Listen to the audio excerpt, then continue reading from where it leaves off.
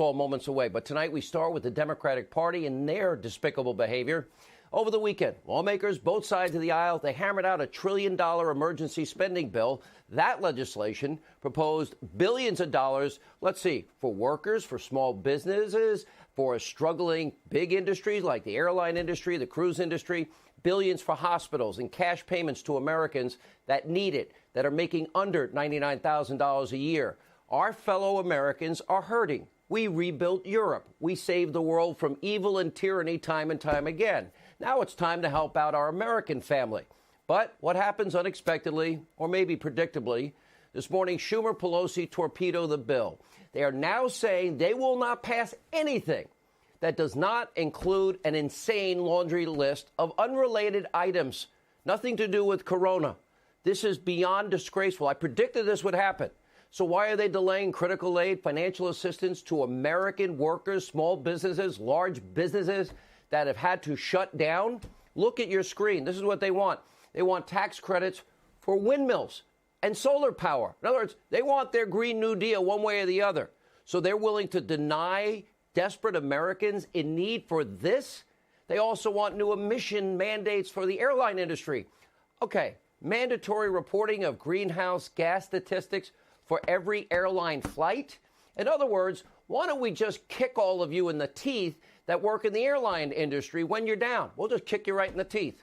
Americans need to put food on the table, pay their rent, pay their mortgages, their car payments, tell their kids that they're not going to have to pull them out of college. Where are their priorities tonight as the nation waits? Like with the virus, what are the Democrats doing? What were they doing when the president implemented that critical, crucial travel ban and that critical and crucial quarantine? Oh, that's right. They were impeaching the president. And forgetful Joe, he called the president xenophobic, hysterical, and a fearmonger. Now, as part of some Green New Deal fantasy, they're literally trying to put airline companies out of business. They're going to let Americans live in a state of anxiety and worry and fear because they're not doing their job. This is what government's supposed to do, serve the people. They're public servants.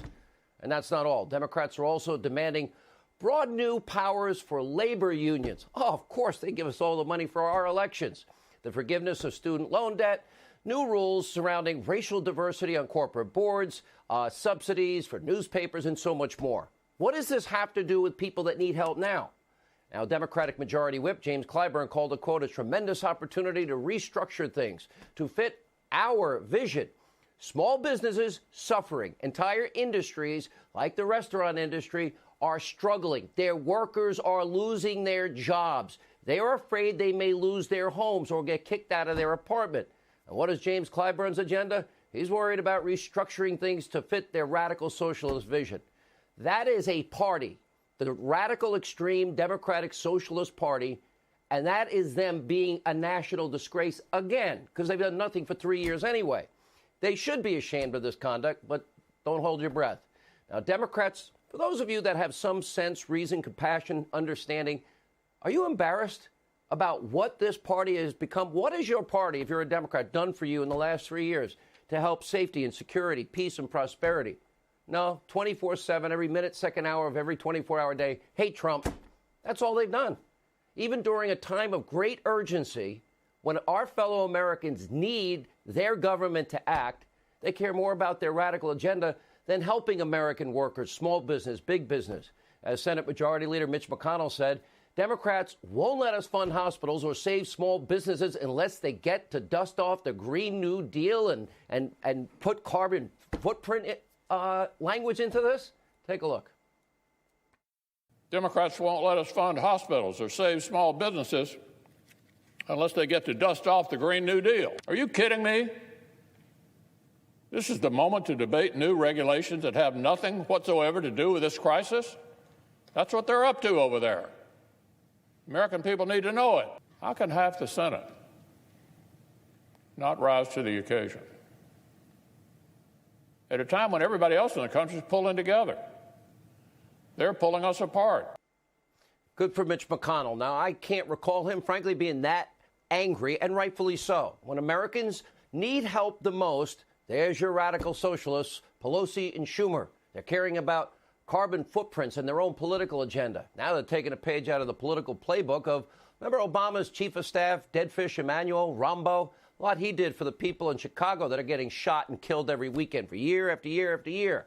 Anyway, many years ago, he said, quote, "You never let a serious crisis go to waste. It's an opportunity to do things you could not do before." Well, guess what? Emmanuel, he's on state-run conspiracy television, MSDNC, where he gave Democrats the exact same advice. Take a look. As somebody once also said when I worked for President Obama, never allow a crisis to go to waste. This will not be our last epidemic. We had H1N1.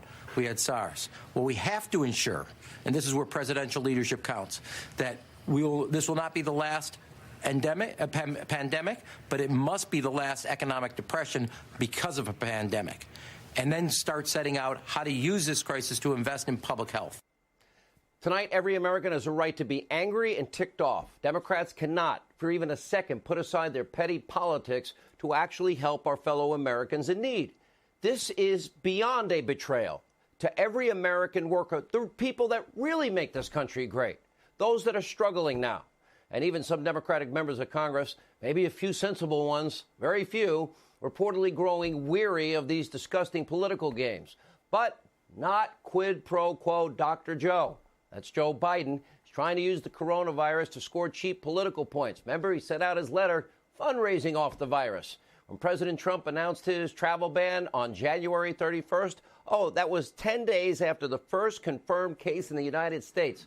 What did Biden say? The president's travel ban quarantine was xenophobic, hysteria, and fear-mongering. Stands by that today. Now Biden is giving the single most bizarre series of weird online speeches about how he would be handling the pandemic so much better than Donald Trump. Only problem is everything he mentions Trump has already done a long time ago, and the things he wouldn't do would have made a difference. In the first speech, he seemingly forgot. Remember that speech is when he was like, I forgot I'm on doing this. Let me. And they had to cover the screen. Today, he lost his train of thought. Oh, what a shocker. Does he even know what day it is? By the way, it's not Super Thursday. Struggling with a teleprompter. He's like, hurry up, I have nothing to say. Hurry, watch. And in addition to that, we have to make sure that we are in a position that we are. Well, let me go to the second thing. I've spoken enough of that. And we need to build an arsenal of democracy, and as we did in 1940, we can make a personal productive equipment. Look, here's the deal. We have to do what we did in the 40s and the 20s, the 2020s.